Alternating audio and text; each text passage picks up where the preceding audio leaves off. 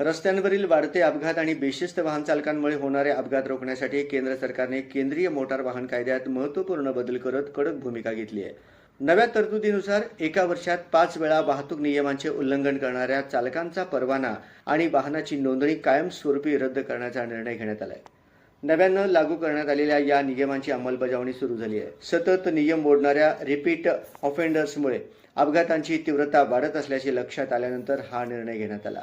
4 वेळापर्यंत चालकांना दंड आणि ताकीद देण्यात येईल. मात्र 5व्यांदा चूक केल्यास आरटीओकडून थेट कठोर कारवाई होणार आहे. त्यामुळे किरकोळ वाटणारी चूक ही आता महागात पडणार आहे.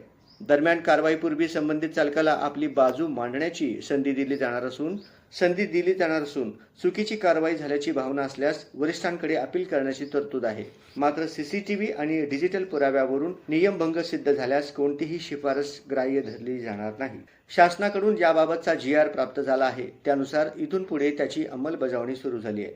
मोहिमेअंतर्गत कारवाया केल्या जात आहेत. एका वर्षात 5 वेळा नियमांचे उल्लंघन केल्यास परवाना आणि वाहन नोंदणी रद्द होणार आहे. त्यामुळे वाहन चालकांनी काळजी घ्यावी, अशी माहिती उपप्रादेशिक परिवहन अधिकारी विजय पाटील यांनी दिली.